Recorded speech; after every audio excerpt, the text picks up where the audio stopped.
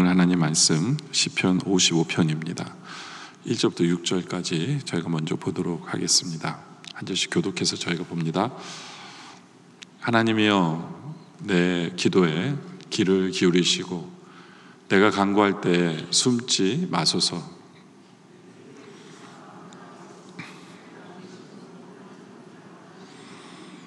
이는 내 원수의 소리와 악인의 압제 때문이라. 그들이 죄악을 내게 더하며 노하여 나를 핍박하나이다.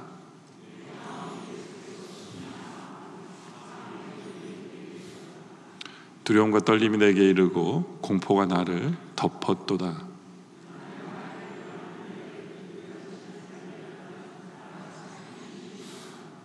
아멘. 시편 55편은 우리가 첫째로 볼 것은 괴로움 속에 있는 다윗의 모습을 우리가 보게 됩니다. 2절부터 보면 내게 굽히사 응답하소서 하면서 내가 근심으로 편하지 못하고 탄식한다.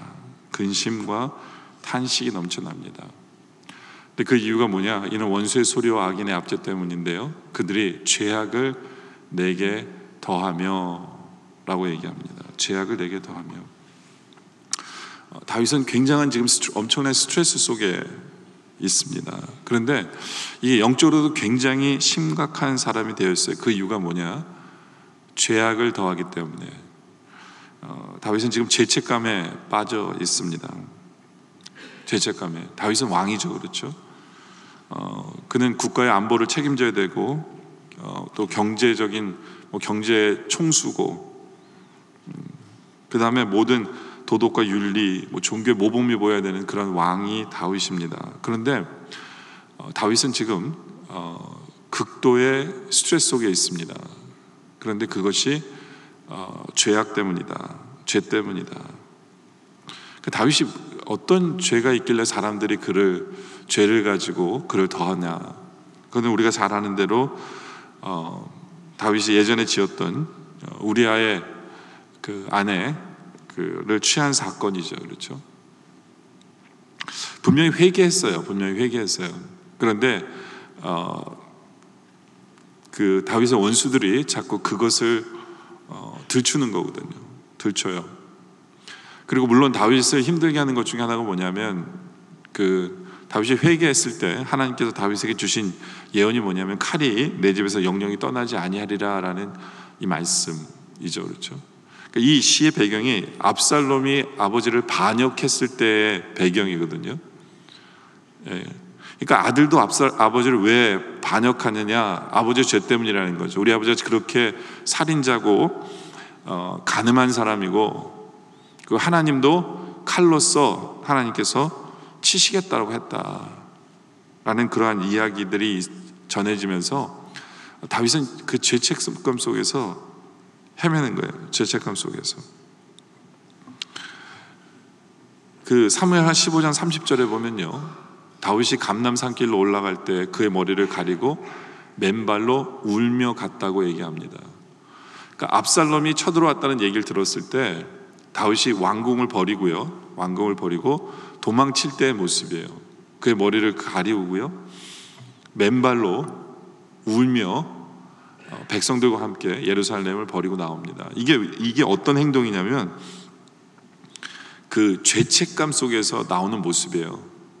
자기의 죄 때문이야, 이게 다 나 때문이야, 이 내 죄 때문이야, 이러면서 그 예루살렘 버리고 나오는 모습이거든요. 근데 우리가 좀 생각해 봐야 되는 게 뭐냐면, 다시 반격했을 때 다윗이 능히 이겼거든요, 압살롬은요. 근데 예루살렘 성을 지키고 있었으면 능히 물리칠 수 있었을 거예요, 그 군사력이면.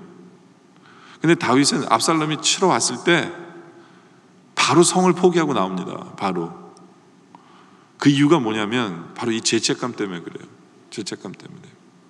내가 죄를 져서 하나님께 나를 치시는 거야. 내가 죄를 져서. 분명히 회개했음에도 불구하고 내 아들이 나에게 칼을 들이대는구나, 이 나의 죄 때문에. 바로 이러한 그 죄에 대한 스트레스, 그리고 배신, 이런, 하여튼 영적으로는 이 죄에 대한 이 책임이 굉장히 스트롱한 것을 우리는 보게 돼요. 근데 우리가 이 죄에 대해서 우리가 좀 알아야 되는 게 뭐냐면요,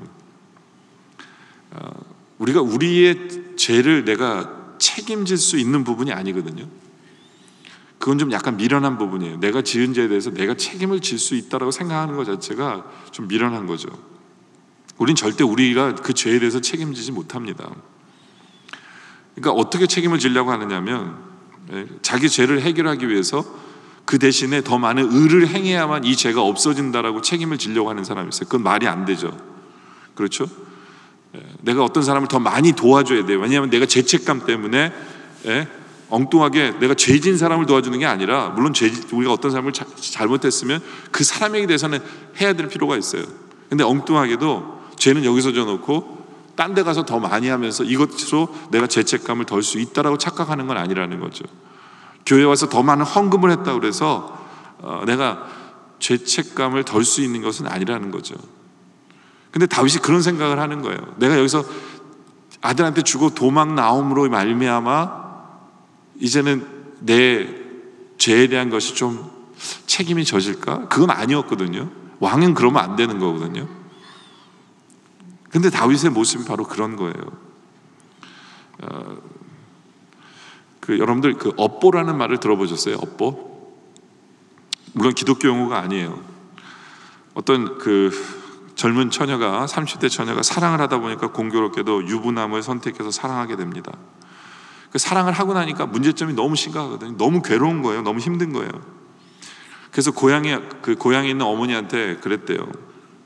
엄마, 내가 지금 이 지경에 빠졌는데 내가 어떻게 해야 돼? 내가 어떻게 해야 돼? 그랬더니 그 엄마가 말하는 게 걸작이에요. 엄마가 뭐라 그러냐면, 야, 그게 업보야. 그게 업보야. 왜냐면 네 아버지가 젊은 날에 너무 많은 여자를 울렸거든.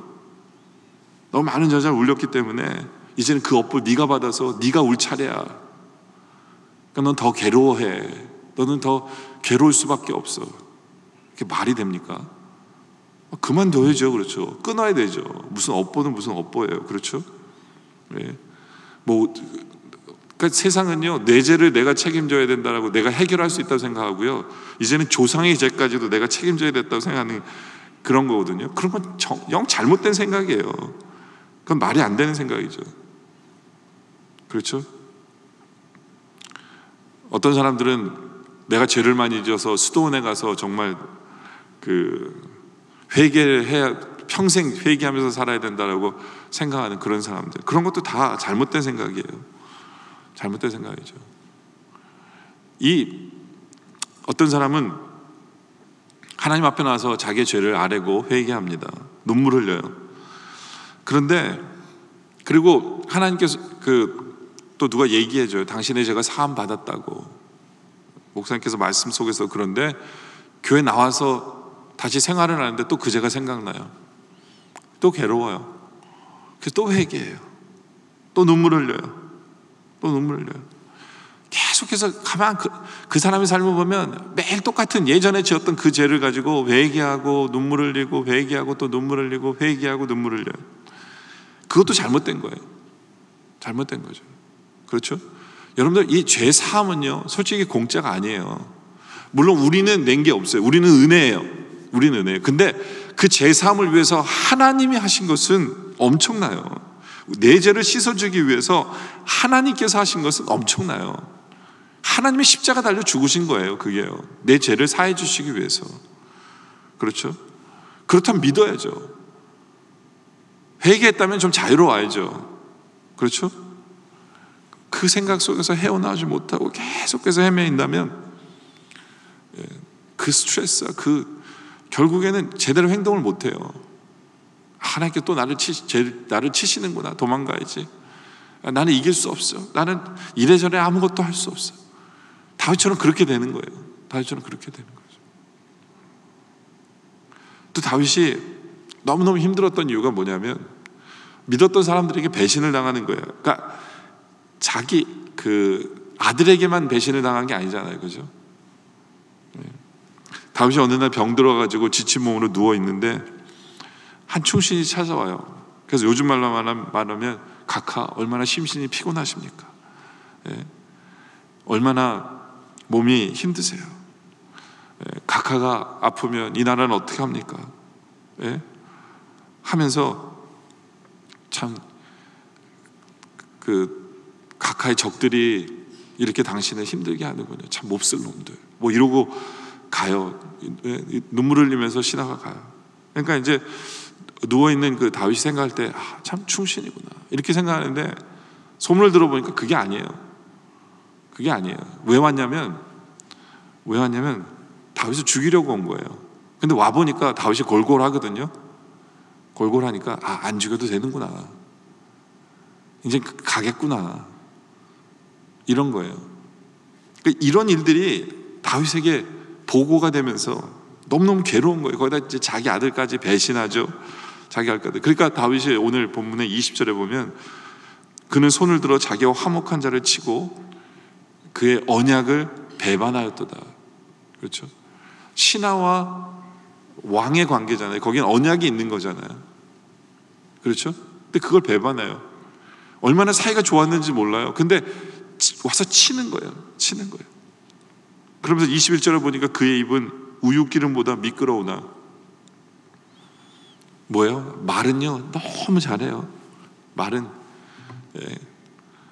그냥 들어보면 참 나를 위하는 것 같고 잘 넘어가요, 말이요. 그런데 그의 마음은 전쟁이에요. 그의 말은 기름보다 유하나 실상은 뽑힌 칼이에요. 나를 찌르기 위해서 지금 말하는 거예요. 겉으로만 그런 척 하는데. 여러분들, 이것이 우리가 사는 세상의 모습이기도 해요. 우리가 사는 세상의 모습이기도 해요. 정말 우리들은 무한 경쟁 시대 속에 살아가요. 양육, 강식 뭐 이런 거 있죠. 그러니까 누구를 믿기가 힘들어요. 그렇죠? 우리 앞에 와서 어떤 이렇게 사탕발림하면서 대화하지만 결국에는 그 사람도 내가 무너져야 자기가 더 이익을 보는 어떤 그러한 관계 속에 있는 것이 너무너무 많아요. 와서는 내 편이라고 얘기하고 와서는 좋다라고 얘기하지만 다 나의 어떤 그러한 내가 원하는 것, 내가 취할 이익, 이거에 의해서 그 말을 하는 거예요. 처세술이라는 어떤 그런 모습으로 와가지고 이야기를 해요. 근데 그 말을 들으면서 믿었는데 결국에는 배신하는 거죠. 결국에는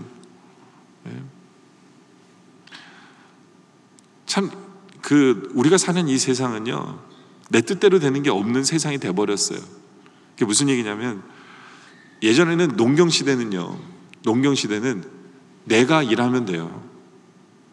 그러니까 내 스케줄에 내가 일하면 되는 거거든요. 내가 몇 시에 일어나서 내가 그 씨를 뿌리고 내가 땀 흘리고 하면서 내가 내가 열심히 하면 돼요. 열심히 하면 돼요. 근데 이제는 산업 시대를 들어와서는 그 컨베이어 벨트라고 그러나요? 그러니까 마치 우리 앞에 이런 계속 어떤 물건이 내가 이렇게 손을 봐야 되는 물건이 계속 오는 거예요. 계속. 그럼 우리는 어떻게 해요? 오면 해야 돼요. 그 일을. 이거 안 하면 큰일 나요. 막 밀리니까. 계속 안 하면 큰일 나니까 할 수 없이 나는 안 할 수가 없는 거예요. 우리는 어떤 그런 인생 속에 살아가는 우리의 모습을 보게 돼요. 그러니까 이끌려가는 거죠. 내가 뭘 하고 싶은 게 아니라 안 하면 안 되는 그런 세상 속에 살아가는 거죠. 그러니까 이 스트레스와 이게 얼마나 힘들까요? 그렇죠? 우리는 그런 세상 속에 살아가요. 우리는 정보의 노예라고 얘기도 해요. 그러니까 무슨 얘기냐면, 정보를 듣고 정보가 하라는 대로 하는 거예요. 그리고 우리는 마치 그 정보가 없으면 내가 못 사는 것처럼, 큰일 날 것처럼 우리는 계속해서 정보를 수입해요. 그리고 정보를 들으면서 그것을 분석해서 우리는 그것에 대해서 나 행동을 하고 나를 계획하는, 그러니까 수없이 밀려오는 그런 정보들이 나를 가만히 놔두지 않아요. 우리는 그거 없으면 못 사는 것처럼 생각돼요. 그렇죠? 그러니까 내 인생은 내 마음대로 할 수 있는 게 하나도 없는 거예요. 그냥 다른 세상의 움직임 속에서 내가 안 할 수 없는 끼어서 살아가는 그런 모습들,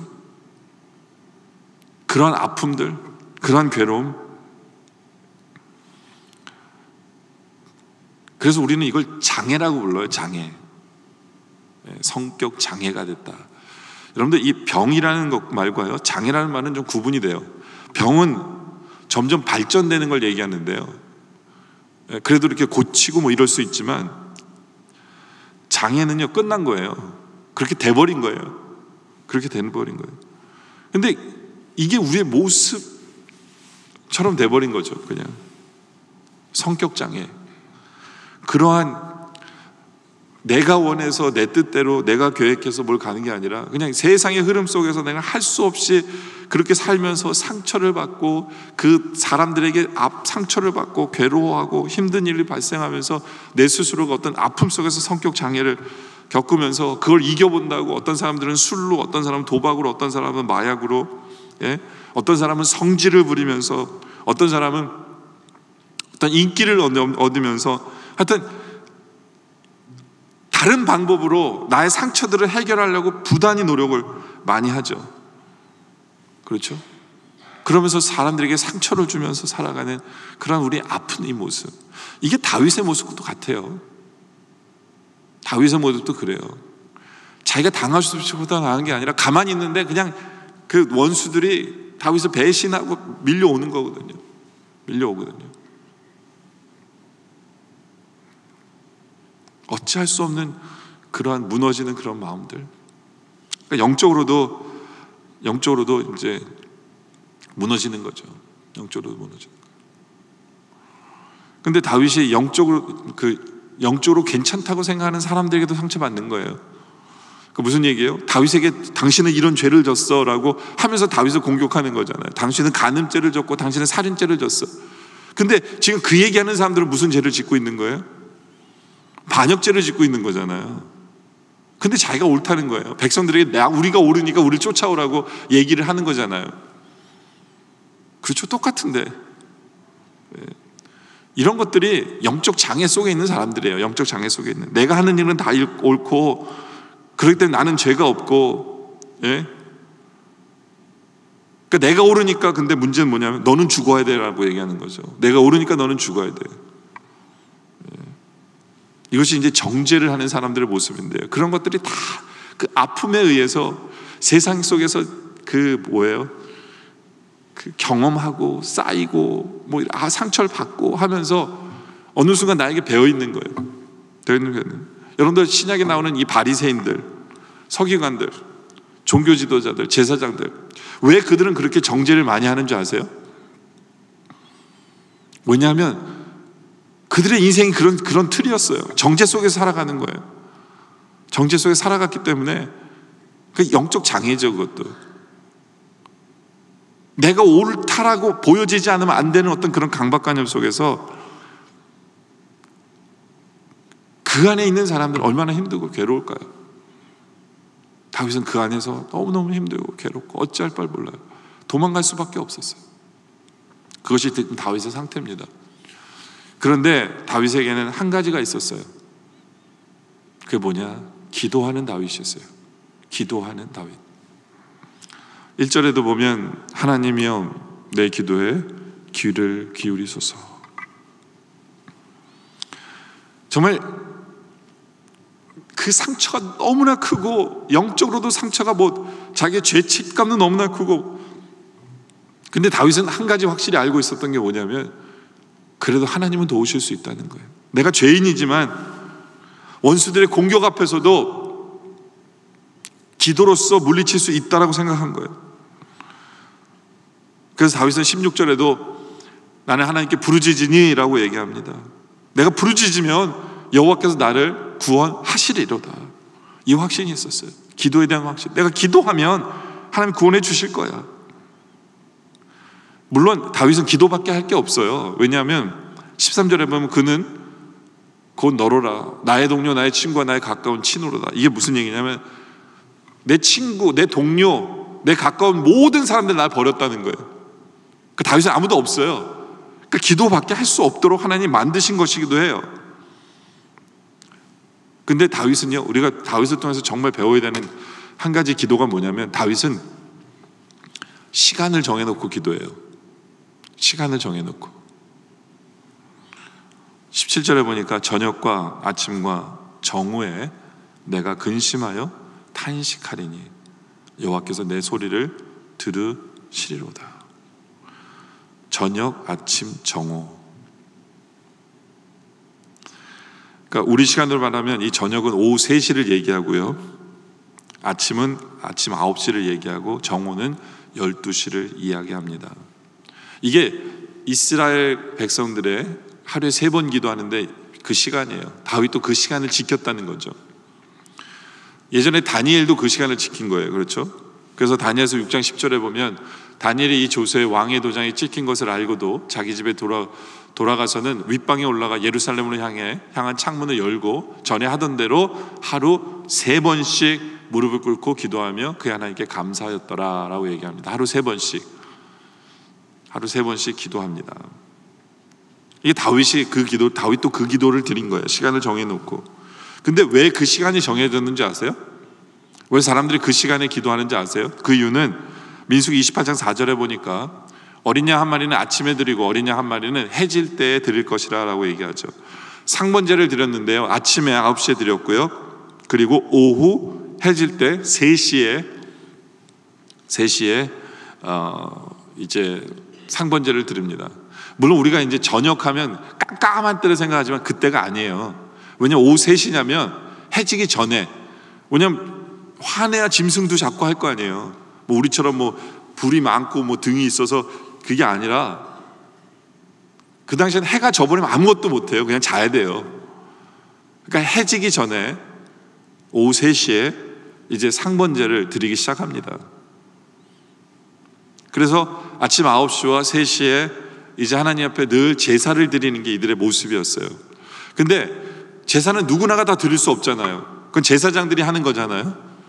그러니까 경건한 유대인들은 어떻게 했냐면, 우리는 하나님께 기도의 제사를, 하나님이 향기로 하시는 기도의 제사를 이 시간에 드리겠다 해서 기도 시간들이 정해진 거예요.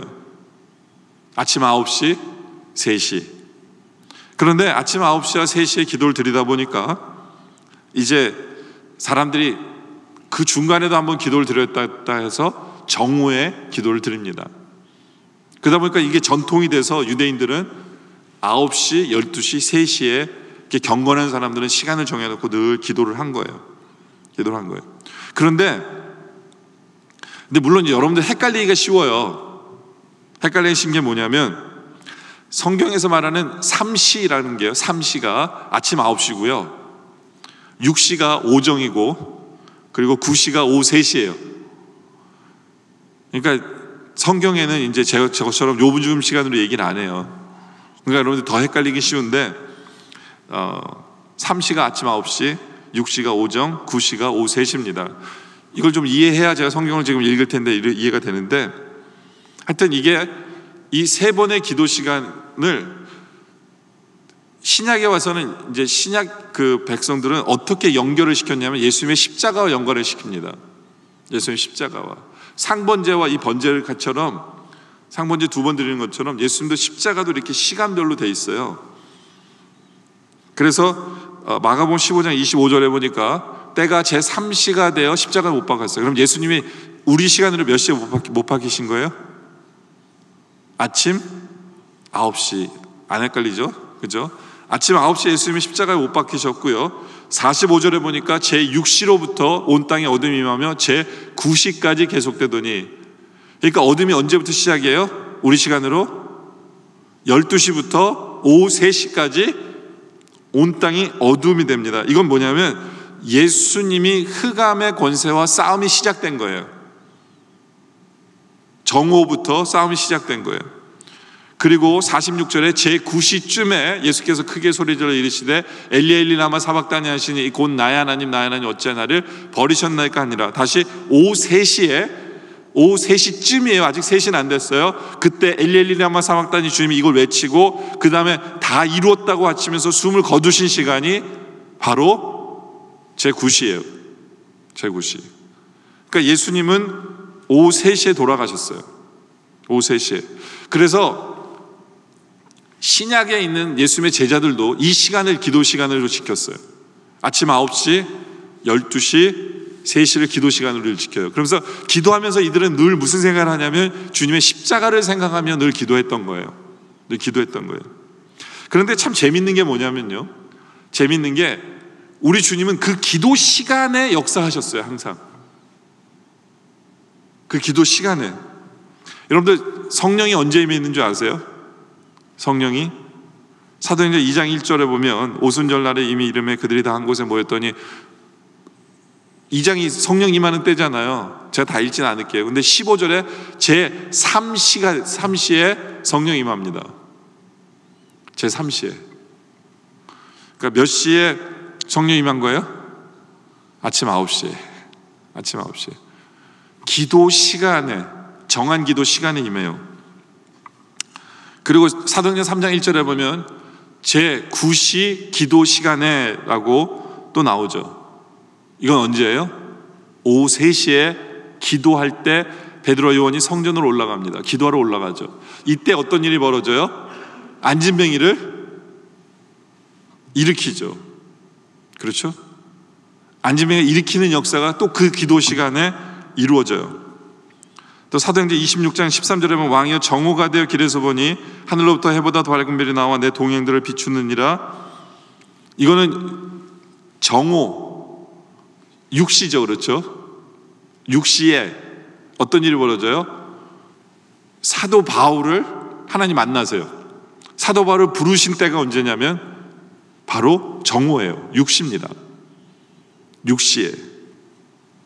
사도행전 10장은 어떤 얘기냐면, 사도행전 10장에 가면 베드로가 꿈을 꾸는 시간이에요. 제6시인데요 9절에 보니까 제6시에, 그렇죠? 제6시에 바로 정오에 기도 시간에 하나님께서 먹는 걸 보여주시면서 베드로야 먹어라 라고 얘기하는 거예요. 주님 저 부정한 거 못 먹습니다. 내가 먹으라는데, 이런 스토리 아시잖아요. 그 하나님의 계시가 언제 일어났냐? 기도 시간이에요. 제6시에. 그렇죠? 그리고 사도행전 10장 30절에 보면 고넬료가 이제 하나님을 만나는데요. 하나님을 만나는데 이때도 언제냐면 제9시에, 그렇죠? 30절은 제9시에. 제9시에. 그러니까 우리 하나님께서는요, 이 정해놓은 그 기도 시간에 다 만나시고 역사를 하세요. 성경에 보면. 그럼 제가 여러분들한테 지금 여러분들 아침 9시에 기도하시고 12시에 기도하시고 3시에 기도하라는 얘기 하는 걸까요? 예? 근데 참 재밌게도 이렇게 얘기하면 더 헷갈릴 수 있는데, 참 재밌게도 저 목사되라고 주님께서 음성 들려주신 시간이 몇인 줄 아세요? 오후 3시였어요. 오후 3시. 왜 오후 3시였냐면 음식 장사는요 제일 한가한 때가 오후 3시예요. 그래서 오후 3시마다 제가 기도 시간을 정해놓고 기도하고 말씀 보는 시간이었거든요. 오후 3시가. 가게 빨리 팔게 해달라고. 딴 거 없었어요. 성경도 어떤 가게 팔릴까 해서 읽었고, 기도도 가게 빨리 팔리게 해주세요 해서 오후 3시에 정해서 했는데, 하나님이 저한테 너 무엇을 망설이냐고 저한테 이제 말씀해 주신 때가 3시예요. 그럼 이 3시, 12시, 9시가 중요할까요? 제가 여러분들에게 강조하고 싶은 건요, 이 시간이 중요한 게 아니에요. 왜 하나님께서는 그 시간에 역사하셨느냐? 그들이 정한 기도 시간이었기 때문에 그래요. 기도는요 마치 하나님과 데이트하는 것과 같아요. 하나님, 내가 매일매일 이 시간을 정해놓고 주님 앞에 기도하고 말씀 봅니다 하면 누가 제일 먼저 기억하시냐면 우리 하나님이 기억하세요. 그래서 여러분들이 매 시간 그 시간에 하나님께 기도하고 말씀 보잖아요. 그 시간이 어떤 시간이든지 간에. 그럼 하나님이 여러분에게 무슨 얘기를 하시고 응답하시고 행하시려면 그 시간에 찾아오신 하나님을 만나게 돼요. 그렇기 때문에 그 시간을 정해놓고 기도하는 게 얼마나 아름다운지 몰라요. 다윗은 그렇게 기도하면서 하나님께 응답을 많이 받은 사람이에요. 많이 받은 사람이에요. 제가 뭐 하루에 3번 기도하십시오 이게 아니라 시간을 정해놓고 늘 하나님께 기도하는 그러한 성도. 그럴 때 우리는 이 규칙적인 기도는요, 세상에 휩쓸리지가 않아요. 세상에 휩쓸릴 뻔 하더라도 기도 시간이야 하면 그 시간을 찾아왔을 때 우리는 다시 주님을 만나게 되죠. 근데 기도 시간을 정해놓지 않으면 세상에 휩쓸리면 이리 흘렀다 저리 흘렀다 기도하지 않았다 막 이렇게 되는 거죠. 그렇죠? 정해놓은 이런 기도 시간이 참 얼마나 아름다운지 몰라요. 그리고 세 번째로는 어쩔 때는 한적한 곳을 찾는 다윗, 이것도 필요합니다. 6절에 보니까 나는 말하기를 만일 내게 비둘기같이 날개가 있다면 날아가서 편히 쉬리로다. 다윗은 비둘기를 보면서 너무 부러워한 거예요. 마음대로 날아다녔으니까 얼마나 좋을까. 나도 한적한 곳에 가고 싶다. 내가 멀리 날아서 광야에 머물로다. 내가 나의 피난처로 속히 가서 폭풍과 광풍을 피하리로다. 다윗의 고백이 이게요, 원래는 그냥 위험을 피하고 싶어서 먼 광야를 생각했어요. 근데 재밌는 건요, 하나님께서 그를 인도한 데가 광야예요. 예루살렘에서 쫓겨나가지고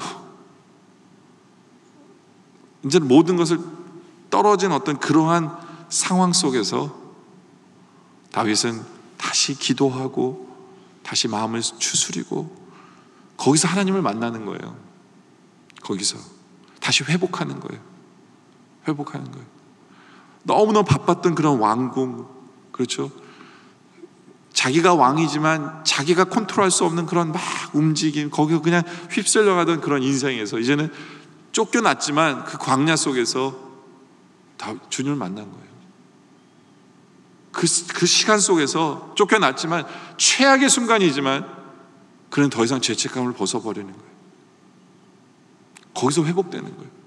그리고 그 열악한 상황 속에서도 자기를 쫓아온 그 사람들, 그 신하들을 보면서 사람에게 받았던 상처를 다시 회복하는 거예요. 그래도 여기까지 쫓아온 내 신하들, 내 백성들이 있구나. 그래도 나의 인간관계는 끝이 아니었구나. 그러면서 그렇게 떨어져서 힘든 순간에 힘을 주시는 하나님,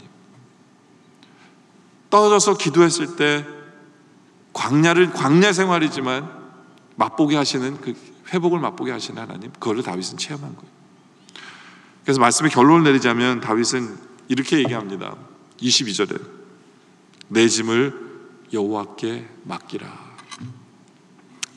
다윗이 다른 사람에게 얘기하는 거예요. 자기도 그렇게 죽을 것 같았으면서 이제 기도하고 광야 속에서 주님을 만난 후에 다른 사람들에게 얘기하는 거예요. 야, 네 짐을 하나님께 맡겨. 그럼 돼. 왜요? 하나님이 만나주시고 그 짐을 져주시고 해결해 주심을 체험했기 때문에 하나님께 맡기는 거예요. 우리 하나님이 기도했더니 외롭고 쓸쓸하지만 하나님께 상처가 너무너무 가득한 그 생활 속에서, 배신 속에서 정말 어찌할 줄 모르는 그런 심정으로 그런 하나님께 고독하게 광야에서 하나님께 기도했더니 하나님이 내 짐을 다 져주시는구나 체험하게 하신 하나님. 그래서 이제는 다른 사람에게 짐을 맡기세요. 하나님이 다 져주실 거예요 라고 간증하는 거죠. 여러분들, 이것이 우리의 모습이기를 원합니다. 정말 우리는요, 이 세상 속에서 살다 보면 내가 원하진 않든 원하든 그 쳇바퀴 속에서 그 안에 껴가지고요, 나도 같이 돌아가고 있어요. 안 하면 망할 것 같고 하면 죽을 것 같고 괴로워요. 그 가운데서 사람들을 만나면 위로라도 받으면 좋을 텐데 말은 반지르 하는데 나를 경쟁하고 내가 무너지기를 은근히 원하고 뒤에서 뒷말하고 상처 주고 아픔 주고 믿을 사람이 하나도 없는 것처럼 보이는 그런 어두운 그런 생활 속에서, 시간 속에서 이제 기도하기 원합니다. 시간을 정해놓고 하나님 보시며 기도하기를 원해요. 정말 모든 것 내려놓는 광야 같은 그런 시간 속에서 하나님만 바라보는 그러한 기도의 시간이 우리에게 있음으로 말미암아 하나님께서 우리의 모든 짐을 져주심을 우리가 체험하고, 그래서 다른 사람에게 하나님께 맡겨, 기도하며 하나님께 맡겨, 하나님께서 져주실 거예요 라고 승리의 간증을 할 수 있는 우리 모두가 되어지시기를 주님의 이름으로 축원합니다. 기도드리겠습니다. 아버지 하나님, 참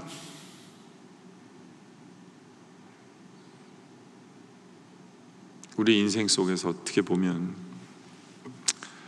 괴로움이 가득하고, 내가 원하지도 않은데 세상은 자꾸 나에게 요구하고 덮쳐오고 움직이게 만들고, 움직이지 않으면 망할 것 같고, 영적으로도 교회 생활하면서 만나는 사람들조차도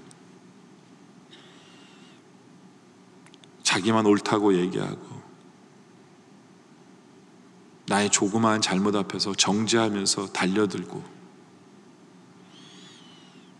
영적으로나 육적으로나 괴로움이 가득한 그러한 인생 속에 있는 우리의 모습을 주님 봅니다. 그러나 그때 우리가 하나님께 기도하게 하여 주시옵소서.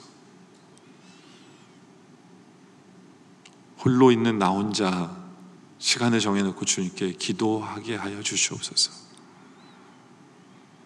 그렇게 기도할 때 나와 만나 주시는 주님을 체험케 하여 주시옵소서. 나의 짐을 대신 져 주시는 주님을 만나게 하여 주시옵소서. 그래 이제는 우리가 우리 짐을, 너희 짐을 여호와께 맡겨 라고 자신 있게 고백할 수 있는, 간증이 있는 우리의 삶을 살아가게 하여 주시옵소서. 아버지 하나님, 우리에게 기도가 있음에 감사드리며, 기도를 통해 만나 주시는 주님께 감사드리며 예수님의 이름으로 기도드립니다. 아멘.